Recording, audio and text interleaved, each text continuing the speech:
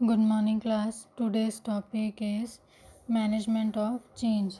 Change क्या है means जो भी चेंजेस होते हैं वो क्यों होते हैं और हम उसके अकॉर्डिंग फिर क्यों एडजस्ट होते जाते हैं और फिर क्यों कुछ नया चेंज फिर से हम चाहते हैं। चेंज वो कंडीशन होती है जिसमें हम क्या करते हैं, स्टेप बाय स्टेप आगे बढ़ते जाते हैं। अगर आप हिस्ट्री देखो तो उससे आपको समझ आता है कि इंसान ने कंटिन्यूएशन में क्या क्या चेंजेस किए और उसके अकॉर्डिंग जो भी चेंजेस किए, चाहे वो आपका कल्चरल चेंज हो, पॉलिटिकल चेंज हो, इकोनॉमिक चेंज हो, एजुकेशनल चेंज हो, सोशल चेंज हो, टेक्निकल चेंज हो, हर तरह के चेंज कंटिन्यूएशन में हमको देखने को मिले और इस चेंज के कारण ही हम कंटिन्यूएशन में अपना क्या कर सकें, डेवलपमेंट कर सके। और आज की जो कंडीशन है वो किसका एग्ज़ाम्पल है, जो हमने चेंजेस किए उसका ही एग्ज़ाम्पल है।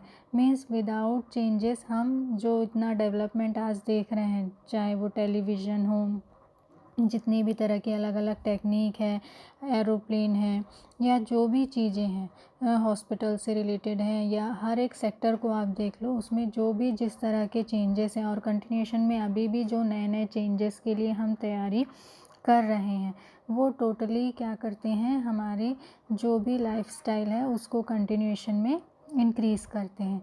सेम यही कंडीशन अप्लाई होती है आपका कहाँ पे, जो भी आपका बिजनेस है, ऑर्गेनाइजेशन है, वहाँ पे भी ये सारी चीज़ें एज इट इज़ अप्लाई होती हैं। मीन्स कंटिन्यूएशन में अगर हमको मार्केट में टिके रहना है, अपने कॉम्पिटिटर से आगे निकलना है या कॉम्पिटिटर को कड़ी टक्कर देनी है और कंटिन्यूएशन में मार्केट में अपना कैप्चर रखना है, तो इन सारी कंडीशन के लिए क्या होता है, जो भी चेंजेस ज़रूरी हैं उसको एक्सेप्ट करना और उन चेंजेस को सही तरीके से इम्प्लीमेंटेशन करना और फिर वही रिज़ल्ट अचीव करना जो हम उस चेंज से अचीव करना चाहते हैं। मीन्स आप कह सकते हैं कि जो भी चेंजेस हैं वो क्या है, एक तरह से आपका इन्वायरमेंट का हिस्सा है। मीन्स बिना चेंज के आप सोचोगे कि आप एक ही सिचुएशन में ही बने रहो तो वो एक कुछ समय के लिए तो सही रहता है, लेकिन कंटिन्यूएशन में उसी में आप कभी भी आगे नहीं बढ़ सकते हैं। तो जब बिज़नेस भी हम करते हैं तो उसमें भी क्या होता है, कंटिन्यूएशन में जो कस्टमर है उनकी डिमांड चेंज होती है, आपके कॉम्पिटिटर कुछ ना कुछ नया मार्केट में लाते जाते हैं। तो इन सारी सिचुएशन के अकॉर्डिंग हमें क्या करना पड़ता है, अपनी कंडीशन में भी यानी आपके जो बिज़नेस इन्वायरमेंट है उसमें भी चेंजेस करना पड़ता है। फॉर एग्ज़ाम्पल जैसे गवर्नमेंट के नए रूल्स और रेगुलेशन आ जाते हैं तो उसके अकॉर्डिंग हमको अपने ऑर्गेनाइजेशन में चेंज करना पड़ता है। जो वर्कर हैं या एम्प्लॉय हैं उनके डिमांड के अकॉर्डिंग एनवायरनमेंट में या स्ट्रक्चर में चेंज करना पड़ता है। तो इस तरह से अलग अलग कंडीशन अराइज़ होती है, अलग अलग चीज़ें पता चलती हैं या नई टेक्निक आती है, तो उन सारी चीज़ों के अकॉर्डिंग हमको क्या करना पड़ता है, कंटिन्यूएशन में अपने ऑर्गेनाइजेशन में चेंजेस करना पड़ता है या हम कह सकते हैं उसके लिए हमको तैयार रहना पड़ता है। हम टोटली ये नहीं कह सकते कि विदाउट चेंजेस हम कंटिन्यूएशन में आगे बढ़ सकते हैं, क्योंकि भले आप स्लो उसमें अपना चेंजेस करें लेकिन वो चेंजेस आपको करते रहना पड़ता है और इसका पॉजिटिव रिज़ल्ट भी आपको देखने को मिलता है। और ये इतने जो चेंजेस हैं वो इतने स्लो होते हैं कि हम उसको अपने लाइफ में आसानी से एडजस्ट करते जाते हैं। और जब हम लॉन्ग पीरियड में इन सारी चीज़ों को देखते हैं तब हमको समझ में आता है कि इन छोटे छोटे चेंजेस के कारण ही लॉन्ग टर्म में जो हमको इतनी कहना चाहिए जो भी सफलता मिली है उसका रीज़न इसी तरह के छोटे बड़े चेंजेस हैं। अब नेक्स्ट है नेचर ऑफ चेंज, या आप कह सकते हैं कैरेक्टरिस्टिक ऑफ चेंज। क्या क्या इसकी खास विशेषता होती है किसकी, चेंजेस की। Changes is the rule of nature. Means ये नेचर से रिलेटेड है कि चेंज हर कोई चाहता है, कोई एक ही कंडीशन में लंबे समय तक टिके रहना पसंद नहीं करता है। और ये अलग अलग कंडीशन के अकॉर्डिंग, चाहे वो इन्वायरमेंटल हो, इंटरनल हो, एक्सटर्नल हो, जो भी चेंजेस हैं टोटली हमको क्या करते हैं, नए नए रूल्स रेगुलेशन या कंडीशंस को फॉलो करने में सपोर्ट करते हैं। फिर नेक्स्ट होता है प्लान चेंज।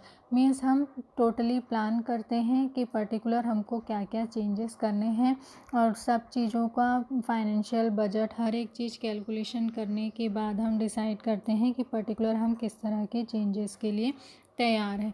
और फिर उस तरह के चेंजेस के लिए हम क्या करते हैं, नए तरह के इम्प्लीमेंटेशन करते हैं, और उस इम्प्लीमेंटेशन के थ्रू जो भी पर्टिकुलर हमने अपना ऑब्जेक्ट या गोल डिसाइड किया था उसको उसी लेवल पे अचीव करने की कोशिश करते हैं। तो इस तरह के स्ट्रक्चर को हम क्या बोलते हैं, प्लान चेंजेस। फिर नेक्स्ट होता है change in resistance by man. Means जो मैन है या ह्यूमन बींग्स हैं वो जो चेंजेस चाहते हैं उसके अकॉर्डिंग, फॉर एग्ज़ाम्पल जैसे कि जिस ऑर्गेनाइजेशन में वर्कर या एम्प्लॉय काम कर रहे हैं वो अगर वहाँ पे कुछ चेंज चाहते हैं तो उसके लिए पोस्ट में चेंजेस के अकॉर्डिंग, वर्क मेथड में चेंजेस के अकॉर्डिंग, फिर जो उनका कहना चाहिए रेम्यूनरेशन है उसमें चेंजेस, आपके कहना चाहिए आपका ट्रांसफ़र का कंडीशन क्या है उसमें चेंजेस। इस तरह के अलग अलग बहुत सारे कंडीशन होते हैं और अलग अलग रीज़न होते हैं, और इन सारे रीज़न्स के कारण ही हम चेंजेस को एक्सेप्ट करते जाते हैं। नेक्स्ट है ऑब्जेक्टिव ऑफ चेंजेस। मीन्स किसी भी ऑर्गेनाइजेशन का मेन ऑब्जेक्टिव होता है कंटिन्यूएशन में धीरे धीरे अपने जो भी आपका गोल है उसको अचीव करना, और उस गोल को अचीव करने के लिए आपको कंटिन्यूएशन में अपनी प्लानिंग में, अपने ऑर्गेनाइजेशन के स्ट्रक्चर में, टेक्निक में कुछ ना कुछ चेंजेस करने पड़ते हैं। कंटिन्यूअस प्रोसेस, ये जो चेंजेस हैं ये भी कैसे होते हैं, कंटिन्यूएशन में होते जाते हैं। मीन्स ऐसा नहीं कि चेंज एक बार होता है और हम उसको रोक सकते हैं। ये ह्यूमन पावर के उसमें भी नहीं है कि वो किसी भी तरह के चेंज को रोक सकें। तो अगर आप चेंजेस के अकॉर्डिंग आगे नहीं बढ़ेंगे तो आप पीछे छूट जाएंगे और बाकी लोग आपसे आगे निकल जाएंगे। लेकिन चेंजेस क्या है, बहुत ज़रूरी है, और ये एक तरह से कंटिन्यूअस प्रोसेस है। अनसर्टेनिटी, चेंजेस कैसा होता है, अनसर्टेनिटी मीन्स फ्यूचर में क्या होने वाला है हमको नहीं पता। ये चेंजेस चाहे अपने आप हो रहे हैं या फिर प्लान्ड वे पे हो रहे हैं, जो भी कंडीशन है, आप प्लानिंग प्रॉपर करके भी अगर किसी तरह की प्लानिंग को सक्सेस करना चाहते हैं तो भी ज़रूरी नहीं कि फ्यूचर में उसका वैसे ही रिज़ल्ट मिले जैसे आपने सोचा। उसे ज़्यादा भी हो सकता है, उससे कम भी हो सकता है। तो ये जो सारी कंडीशन है वो हमेशा कैसे आगे बढ़ती है, अनसर्टेनिटी पे आगे बढ़ती है। मीन्स जो चेंजेस हैं उसका फ्यूचर में क्या रिज़ल्ट होगा हम कभी भी क्लियर नहीं कर सकते। Changes in the speed and degree, means particular ये क्या करती है, किसी भी ऑर्गेनाइजेशन को प्रॉपर स्पीड देती है, प्रॉपर एक एंगल रहता है जिसके अकॉर्डिंग वो क्या करता है, अपने में कंटिन्यूएशन में स्पीड में चेंजेस करते जाता है। तो ये चेंजेस स्पीड में भी होते हैं और धीरे स्लो वे पे भी होते हैं। तो वो डिपेंड करता है कि ऑर्गेनाइजेशन किस तरह के अपनी ज़रूरत के अकॉर्डिंग इस तरह के चेंजेस करती हैं। फिर उसके बाद नेक्स्ट है changes in a fact. Means ये एक फैक्ट है कि चेंज कंटिन्यूशन में होता रहेगा और हमको उसके लिए हमेशा तैयार रहना पड़ेगा, चाहे ये चेंजेस हमको पसंद आते हैं या नहीं आते हैं। क्योंकि हमेशा हर कंडीशन में हर तरह के चेंज हर किसी को पसंद आए ऐसा ज़रूरी नहीं है, लेकिन कई बार पसंद नहीं आता तो भी हमको उन चेंजेस को एक्सेप्ट करना पड़ता है, और कई बार हमारी पसंद के चेंज रहते हैं तो हम उसे आसानी से एक्सेप्ट कर लेते हैं। चेंजेस इन डेंजर, डेंजर मतलब ये जो चेंज होते हैं वो कई बार हमारे लिए यूज़फुल भी होते हैं और कई बार हमारे लिए ख़तरनाक भी हो सकते हैं। तो उसके अकॉर्डिंग क्या करना, अपने आप को तैयार रखना कि किस तरह से, अगर बुरी चीज़ें हैं तो आप उसको किस तरह से सॉल्व करोगे और अच्छी चीज़ें हैं तो किस तरह से आप उसको एक्सेप्ट करेंगे। तो ये क्या है, अलग अलग कंडीशन है जिसके थ्रू हम एनालिसिस करते हैं किसका, चेंजेस का, कि चेंजेस हमारे लिए कितना ज़रूरी है, इसके क्या बेनिफिट्स हैं और क्या बेनिफिट्स, यानी कई बार ये हमारे लिए क्या हो जाते हैं, डेंजर भी हो जाते हैं। टोटली ये हम इस बेस पे डिसाइड करते हैं कि जो चेंजेस है वो कितना हमारे लिए इफ़ेक्टिव होता है और कितना हमारे डेवलपमेंट में सपोर्ट करता है। और ये डेवलपमेंट सिर्फ स्ट्रक्चरल डेवलपमेंट नहीं होता, हर तरह का डेवलपमेंट होता है और इसमें हम फोकस करते हैं कि वही रिज़ल्ट आए जो हमने पहले से सोच के रखा है। अब है types of changes. Types of changes में भी अलग अलग कंडीशन होती है। जो चेंजेस होते हैं वो अलग अलग लेवल पे होते हैं। फॉर एग्ज़ाम्पल जो चेंज होते हैं कई बार किसके अकॉर्डिंग होते हैं, जो एम्प्लॉय हैं, वर्कर हैं, उनकी कंडीशन के अकॉर्डिंग। दूसरा, कई बार जो वर्क मेथड है उसमें चेंजेस किया जाता है। कई बार जो ऑर्गेनाइजेशन का कहना चाहिए इंफ्रास्ट्रक्चर है उसमें चेंजेस किए जाते हैं। तो हर तरह के कंडीशन अलग अलग होती हैं और ये टोटली डिपेंड करती है कि कंडीशन आपकी किस तरह से है और आप किस तरह का चेंज करना चाहते हैं। तो सबसे पहले है task change. Task change means किसी भी तरह के वर्क मेथड को चेंज करना। मीन्स जो भी ऑर्गेनाइजेशन का वर्क मेथड है या टास्क है या आपका गोल है, ऑब्जेक्टिव है, उसको क्या करना, पर्टिकुलर चेंज करना और फिर उसके अकॉर्डिंग डिसाइड करना कि आपका ऑब्जेक्टिव या गोल जिसे आप अचीव करना चाहते हैं उसको किस मेथड से अचीव करेंगे जो ज़्यादा से ज़्यादा आपके लिए सपोर्टिव हो, आपके कॉस्ट को कम करे और आपके प्रॉफिट को इंक्रीज़ करे। प्यूपिल चेंजेस मीन्स इसमें हम क्या करते हैं, जो ऑर्गेनाइजेशन में वर्कर या एम्प्लॉय हैं उनकी कंडीशन को क्या करते हैं, चेंज करते हैं और इस तरह से चेंज करते हैं कि लोग ज़्यादा से ज़्यादा पॉजिटिवली मोटिवेटेड हों। और फिर आपको किस तरह की कंडीशन चाहिए, सेंट्रलाइजेशन वाली कंडीशन चाहिए कि डिसेंट्रलाइजेशन वाली कंडीशन चाहिए, और भी दूसरी कई कंडीशन। प्लस जो नीचे लेवल के वर्कर या एम्प्लॉय हैं उनको ऊपर उठाना और नीचे में नए अपॉइंटमेंट करना। इस तरह से जो चेंजेस करते हैं उससे क्या होता है, लोगों में एक ये कंडीशन आती है कि हमें एक नया क्या होता है, जोश आता है, मोटिवेशन आता है कि हमको ये काम और अच्छे से करना है। नेक्स्ट है टेक्नोलॉजिकल चेंजेस। अकॉर्डिंग टू आपके ऑर्गेनाइजेशन, जैसे जैसे हम ऑर्गेनाइजेशन का कंडीशन में आगे बढ़ते जाते हैं, जैसे जैसे रिसर्च एनालिसिस वगैरह करते जाते हैं तो समझ में आता जाता है कि हमारी जो टेक्निक है या मशीन है वो कुछ समय के लिए तो अच्छी ही रहती है, लेकिन जैसे ही नई टेक्निक आती है हमारी टेक्निक क्या पड़ जाती है, पुरानी पड़ जाती है। नए कॉम्पिटिटर आ जाते हैं तो मार्केट में हमारे प्रोडक्ट की डिमांड कम हो जाती है। तो स्टेबिलिटी बनाए रखने के लिए हमको क्या ज़रूरत पड़ती है, नए टेक्निक को फॉलो करने की ज़रूरत पड़ती है जिससे हमारा वर्क इजी वे पे हो और कहीं पे किसी तरह की प्रॉब्लम ना हो। फिर आपका नेक्स्ट होता है स्ट्रक्चर चेंज। स्ट्रक्चर चेंज में हम क्या करते हैं, मेनली पूरी कंडीशन को चेंज नहीं करते, हम सिर्फ चेंजेस किस में करते हैं, स्ट्रक्चर में चेंजेस करते हैं। मीन्स आपका कंडीशन कैसा होगा स्ट्रक्चर का, सेंट्रलाइजेशन वाला कंडीशन होगा, डिसेंट्रलाइजेशन वाला कंडीशन होगा। इन सारी कंडीशन को हम ध्यान में रख के क्या करते हैं, जो भी चेंजेस हैं उन चेंजेस को एक्सेप्ट करते हैं। फिर देखिए आपका नेक्स्ट है जो प्रोसेस ऑफ प्लान चेंजेस है। जैसे मैंने बताया चेंजेस कितने तरह के होते हैं, दो तरह के, एक होता है प्लान और दूसरा होता है अनप्लान। तो जब हम प्लान वे पे किसी तरह का चेंजेस करते हैं तो सबसे पहले जो स्टेप फॉलो करते हैं यहाँ पे आपको लाइन से दिए हुए हैं। सबसे पहला रहता है अनफ्रीजिंग। अनफ्रीजिंग मीन्स जो कंडीशन है उसी के अकॉर्डिंग सारी चीज़ें या स्ट्रक्चर है उसको एज इट इज़ रहने देना, उसमें किसी तरह का चेंजेस नहीं करना। ठीक है, तो ये क्या कंडीशन होती है, अनफ्रीजिंग कंडीशन। यानी टोटली जो पहले का एनवायरनमेंट है या पहले का जो स्ट्रक्चर है, जो पहले कैसे था, एक ही लेवल पे एक जैसा चल रहा था, अब उसको क्या किया जाता है, चेंज करने की कोशिश की जाती है। मीन्स ये अलग अलग लेवल पे हो सकता है, टेक्निकल चेंज हो सकता है या फिर जो भी आपका कहना चाहिए पोस्ट वाइज चेंज है, वो सारे चेंजेस इसके अकॉर्डिंग किया जाता है। अनफ्रीज वाली कंडीशन हो गई। जैसे ही अनफ्रीजिंग की कंडीशन होती है, नेक्स्ट स्टेप आपका इसमें पहला होता है रिकॉग्नाइजिंग और आइडेंटिफाइंग द प्रॉब्लम।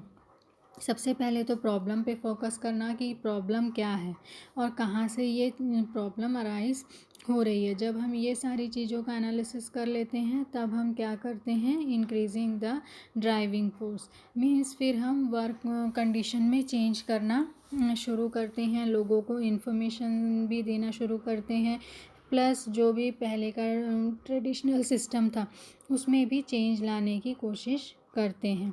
और इस तरह के चेंज लाने की कोशिश करते हैं जिससे कि ऑर्गेनाइजेशन का जो एनवायरनमेंट है उसमें किसी तरह का नेगेटिव कंडीशन अराइज ना हो। थोड़े बहुत तो होंगे ऑब्वियसली, लेकिन इतना ना हो कि जिससे कि आपको जो चेंजेस हैं उसको वहीं पे रोकना पड़े।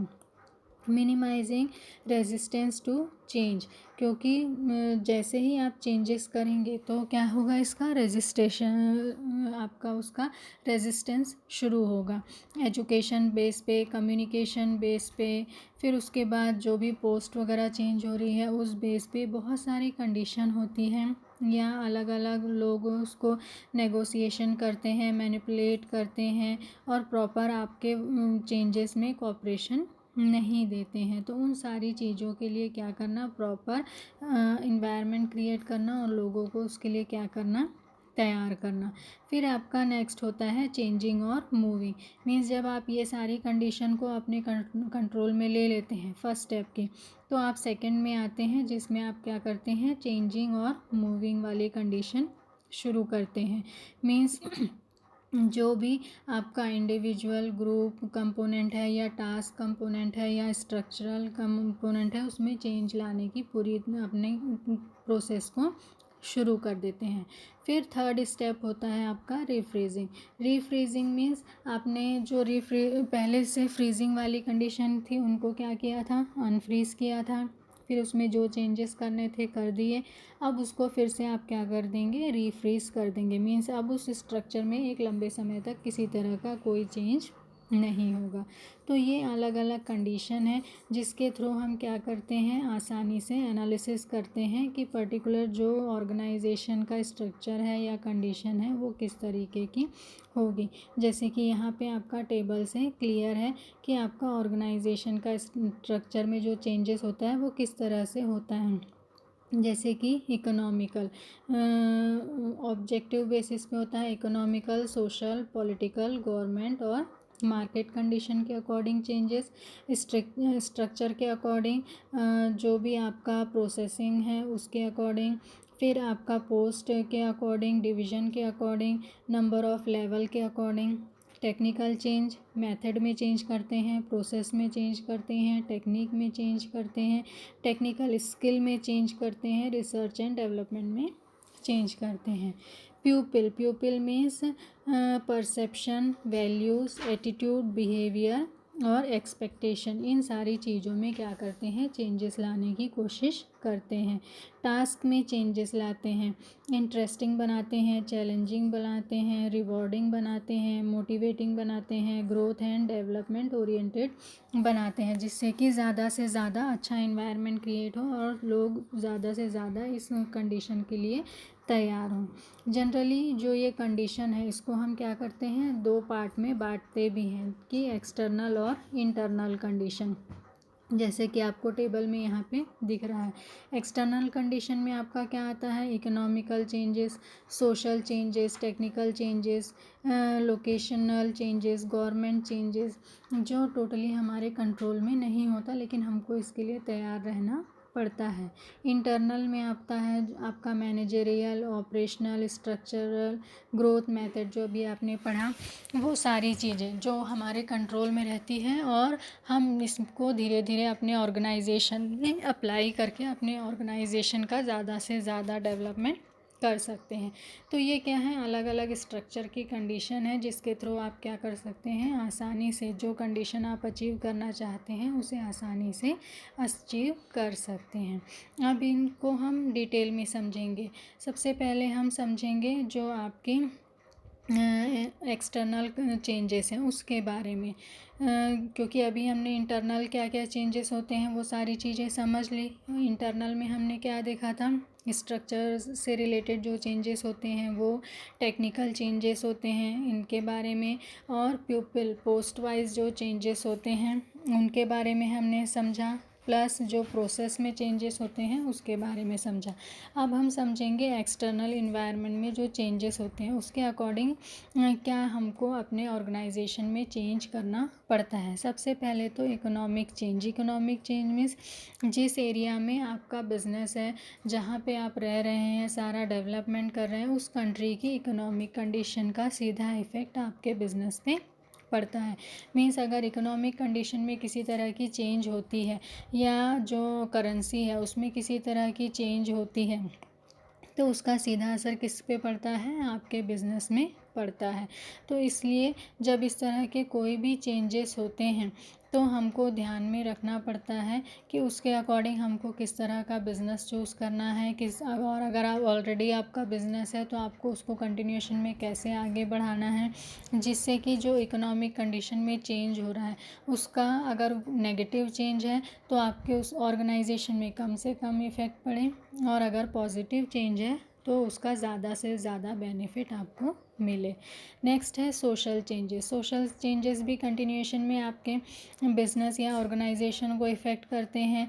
फॉर एग्ज़ाम्पल जब लोगों का लाइफस्टाइल इंक्रीज़ होता है या उनका एक तरह से कहना चाहिए कल्चरल कंडीशन चेंज होता है या एजुकेशन कंडीशन चेंज होता है, तो इन सारी चीज़ों का सीधा इफ़ेक्ट आपके बिज़नेस पे पड़ता है। मीन्स उनकी जो डिमांड होती है वो चेंज हो जाती है, और मान लो पहले इनकम कम थी अब इनकम इंक्रीज़ हो जाती है तो भी उनके डिमांड में चेंज हो जाती है, वो ब्रांडेड चीज़ें पसंद करने लगते हैं।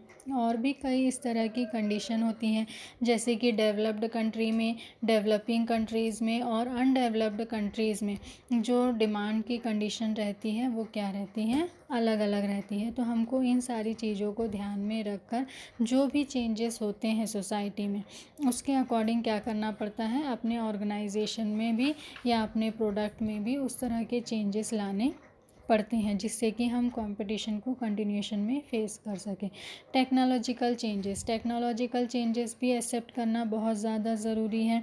जो भी नई टेक्निक आ रही है उसको हम किस तरह से अपने बिजनेस में ज़्यादा से ज़्यादा यूटिलाइज करके प्रोडक्ट क्वालिटी हो या ऑर्गेनाइजेशन स्ट्रक्चर हो को किस तरह से इस तरह स्ट्रांग बनाए कि कंटिन्यूएशन में हमको किसी तरह की कोई प्रॉब्लम ना आए। फॉर एग्ज़ाम्पल जैसे कि कंप्यूटर नेटवर्क के आने से जो हमको फ़ायदा मिलता है, बिज़नेस का जो स्पीड बढ़ा है, और प्लस इसका इंटरनेशनलाइजेशन में भी बहुत ज़्यादा बेनिफिट मिला है, तो वो सारी कंडीशन का मेन रीज़न क्या है, यही है टेक्निकल चेंजेस। अगर हम इन चेंजेस के अकॉर्डिंग आगे नहीं बढ़ेंगे तो फिर हमारे बिज़नेस का ग्रोथ पॉसिबल नहीं है। लोकेशनल चेंजेस मीन्स जब हम अपना बिज़नेस कंटिन्यूएशन में आगे बढ़ते जाते हैं, आपका मार्केट एरिया बढ़ते जाता है, आपका लेबर, फिर उसके बाद जो भी आपका रॉ मटेरियल है उससे रिलेटेड जो आपका एरिया है वो भी अलग अलग रहता है, और भी कई अलग अलग कंडीशन रहती हैं। तो इन सारी कंडीशन के अकॉर्डिंग जो भी आपका लोकेशनल चेंजेस होता है उस पे भी फोकस करना कि क्योंकि लोकेशनल चेंज करने से उसका सीधा इफ़ेक्ट किस पे पड़ता है, आपके बिज़नेस पे पड़ता है। फॉर एग्ज़ाम्पल जैसे आपने अभी तक एक मार्केट को कवर किया था लेकिन अब आप दूसरे एरिया के मार्केट को कवर कर रहे हैं, तो ज़रूरी नहीं कि पहले जिस एरिया को कवर किया था वहाँ की कंडीशन और अब जो दूसरे एरिया को आप कवर कर रहे हैं वहाँ की एरिया की कंडीशन में कहीं कोई फ़र्क नहीं होगा। दोनों में बहुत ज़्यादा क्या होते हैं, फ़र्क होते हैं, और हमको उस चेंजेस के लिए क्या रहना पड़ता है, तैयार रहना पड़ता है। अगर हम उन चेंजेस के लिए तैयार नहीं रहेंगे तो हमको कंपटीशन में टिके रहने में क्या होगी, मुश्किल होगी। नेक्स्ट है हमारा government changes means government policy में कंटिन्यूएशन में चेंज होते रहते हैं। फॉर एग्ज़ाम्पल टैक्स पॉलिसी में चेंज होता रहता है, इंडस्ट्रियल पॉलिसी में चेंज होता रहता है, इंपोर्ट एक्सपोर्ट की कंडीशन में चेंज होता रहता है, लाइसेंसिंग पॉलिसी में चेंज होते रहता है, लेबर पॉलिसी में चेंज होता है। कई तरह के चेंजेस होते हैं, कई चेंजेस हमारे लिए बेनिफिशियल होते हैं, कई चेंजेस हमारे लिए प्रॉब्लम क्रिएट करते हैं। तो इन सारी चीज़ों के लिए तैयार रहना और जो भी चेंजेस होते हैं उसको इस तरह से एक्सेप्ट करना जिससे कि आपके गोल को अचीव करने में कहीं कोई दिक्कत ना हो और आप उसके लिए टोटली क्या रहें, प्रिपेयर रहें। तो ये क्या है, अलग अलग कंडीशन आपके एक्सटर्नल की, और भी एक्सटर्नल के कई कंडीशन हैं, लेकिन पहले यहाँ पे कुछ इंटरनल चेंजेस के बारे में दिए हैं, उसको आप समझ लीजिए। जैसे कि मैनेजेरियल चेंजेस मीन्स मैनेजमेंट से रिलेटेड जो भी कंडीशन है उसमें क्या करना, चेंज करना। जैसे कि पहले मैनेजमेंट वर्ड अलग से यूज़ नहीं होता था, अलग से उसके लिए कोई ग्रुप नहीं होता था, लेकिन अब ये सारी चीज़ों की ज़रूरत है, तो उन सारी कंडीशन को हम अपने बिजनेस में क्या कर रहे हैं, अप्लाई कर रहे हैं। नेक्स्ट है ऑपरेशनल चेंजेस। जो भी आपका कंडीशन है उसमें जो आप चेंजेस ला रहे हैं वो किस तरह के चेंजेस हैं, उसके लिए भी टोटली क्या करना, तैयार रहना। प्रोसेस में क्या चेंजेस करना है, आपकी ट्रेनिंग पॉलिसी कैसे होगी, पेमेंट मेथड कैसा होगा, ये सारी चीज़ों को आप अपने अकॉर्डिंग क्या कर सकते हैं, चेंज कर सकते हैं। स्ट्रक्चरल चेंज भी अकॉर्डिंग टू कम्युनिकेशन कंडीशन क्या होगी, centralisation condition, decentralisation condition, work flow कैसा होगा, कम्युनिकेशन फ्लो कैसा होगा, हर एक चीज़ पे एनालिसिस करना, या जो चेंजेस आप चाहते हो उसको चेंज करना। तो इस तरह से ये इंटरनल के कई कंडीशन होते हैं जिसे हम कंटिन्यूएशन में क्या करते हैं, अप्लाई करते हैं, जिससे कि उसको हमको ज़्यादा से ज़्यादा बेनिफिट मिल सके। तो ये क्या थे, अलग अलग इंटरनल और एक्सटर्नल कंडीशन। इंटरनल भी अलग अलग बहुत सारी कंडीशन होती हैं जिसका हमारे बिज़नेस पे इफ़ेक्ट पड़ता है, और वैसे ही एक्सटर्नल भी कई ऐसी अलग अलग कंडीशन होती हैं जिसका सीधा इफ़ेक्ट हमारे बिज़नेस पे पड़ता है। जैसे कि पहले अगर हम इंडस्ट्रियल पॉलिसी को देखें तो उसमें क्या था, मेन फेरा था, जो बाद में चेंज होके किस में आया, फेमा में बदल गया, जो आपका चेंज हुआ 1990 में। तो ये चेंजेस क्यों किए गए, अकॉर्डिंग टू बिज़नेस की कंडीशन में चेंज लाने के लिए। मीन्स जैसे पहले बहुत ज़्यादा रेस्ट्रिक्शन थे कि हम इंटरनेशनल लेवल पे अगर बिज़नेस करना चाहते हैं या इंटरनेशनल कोई कंपनी यहाँ पे आना चाहती हैं तो बहुत सारी फॉर्मेलिटीज़ उनको क्या करनी पड़ती थी, फॉलो करनी पड़ती थी। लेकिन इसको जब फेरा को फेमा में चेंज किया गया तो ये सारी कंडीशंस को बहुत कुछ चेंज कर दिया गया, जिससे कि जो इंटरनेशनल कंपनी है वो आसानी से कहाँ पे आ सकती थी, इंडिया के अंदर आ सकती थी, और जो इंडियन कंपनी है वो भी खुल के इंटरनेशनल मार्केट में अपना प्रोडक्ट बेच सकती थी। और अभी भी ये सारी कंडीशन उनके लिए फ्री है। मीन्स जो लाइसेंसिंग पॉलिसी थी बहुत स्ट्रिक्ट थी, आपका इंपोर्ट एक्सपोर्ट का प्रोसेस बहुत लेंदी था, तो इन सारी चीज़ों को चेंज किया गया। ग्लोबलाइजेशन को सपोर्ट किया गया, पब्लिक सेक्टर जो है उनको कम किया गया और प्राइवेटाइजेशन को ज़्यादा सपोर्ट किया गया। फिर उसके बाद जो इंटरनेशनल बिजनेस बॉडीज़ हैं उनको ज़्यादा से ज़्यादा कवर करने की कोशिश की गई, जिससे कि इंटरनेशनल मार्केट के अकॉर्डिंग हम प्रोडक्ट क्रिएट कर सकें और ये प्रोडक्ट इंटरनेशनल मार्केट को आसानी से क्या कर सकें, कवर कर सकें। क्योंकि हमारी इकोनॉमिक कंडीशन भी उतनी अच्छी नहीं थी, प्लस हमारा जो प्रोडक्ट है वो भी क्या था, इंटरनेशनल मार्केट के अकॉर्डिंग सही नहीं था। तो ये सब के लिए ज़रूरी क्या था कि हम इंटरनेशनल मार्केट को समझें और उसके अकॉर्डिंग क्या करें, जो भी कंडीशन है उसको समझ के फिर अपने प्रोडक्ट में उस तरह के नए टेक्निक यूज़ करें जिसका ज़्यादा से ज़्यादा बेनिफिट हम ले सकें। फिर उसके बाद नेक्स्ट जो कंडीशन अराइज होती है वो होता है पॉपुलेशन का, ठीक है, फिर लेवल ऑफ इनकम का, और बहुत सारी ऐसी चीज़ें जो आपका कहना चाहिए जॉइंट फैमिली सिस्टम है, और कहना चाहिए रोल ऑफ वर्किंग ग्रुप, ये सारी चीज़ों का भी हमारे बिज़नेस पे इफ़ेक्ट पड़ता है। मीन्स किस तरह का इन्वायरमेंट आपके कंट्री में है जहाँ पे आप बिज़नेस कर रहे हैं, उसको आपको ध्यान में रखना है। फॉर एग्ज़ाम्पल जैसे यहाँ पॉपुलेशन ज़्यादा है तो हमको ऐसी टेक्निक की ज़रूरत नहीं है जो पूरा काम अपने आप करती हो। क्योंकि वो टेक्निक हमको महंगी पड़ेगी, क्योंकि यहाँ पे ह्यूमन पावर बहुत ज़्यादा है और लेबर हमको क्या मिलते हैं, सस्ते में मिलते हैं। तो हम लेबर पावर का ज़्यादा यूज़ कर सकते हैं और मशीन की जगह इनको रिप्लेस कर सकते हैं। तो इस तरह से जो भी इन्वायरमेंट आपके पास में है उसका किस तरह से आप यूज़ करते हैं और उस चेंज को किस तरह से ज़्यादा एक्सेप्ट करते हैं वो मेनली डिपेंड करता है। टेक्निकल चेंजेस जैसे कि कंप्यूटर, पहले कोई इसका यूज़ नहीं जानता था, अब हर कोई इसका यूज़ जानता है। ये आपके वर्क मेथड को बहुत इजी बनाता है, प्लस हर एक चीज़ टाइमली हो जाती है, या ये टाइम को बहुत ज़्यादा कवर करता है। जिसके लिए पहले हफ्तों या महीने का टाइम लगता था, वही इन नेटवर्क के थ्रू विद इन सेकेंड सारी चीज़ें आपको आपस में एक दूसरे में डिस्कस करने में कहीं पे कोई प्रॉब्लम नहीं होती है।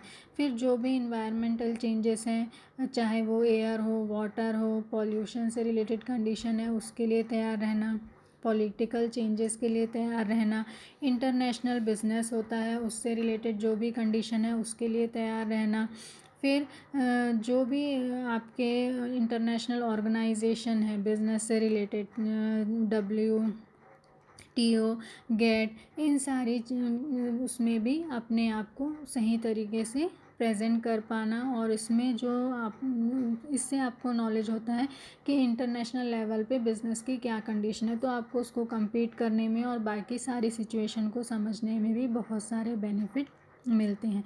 इस तरह से चेंजेस के बहुत सारे बेनिफिट हैं, खासकर बिजनेस सेक्टर में भी और दूसरे सेक्टर में भी। तो हमको हमेशा चेंजेस के लिए तैयार रहना चाहिए, एक्सेप्ट करना चाहिए, और भले चेंजेस का लेवल फास्ट भी हो, स्लो भी हो, लेकिन विदाउट चेंज आप कंटिन्यूएशन में आगे कभी भी नहीं बढ़ सकते। Thank you.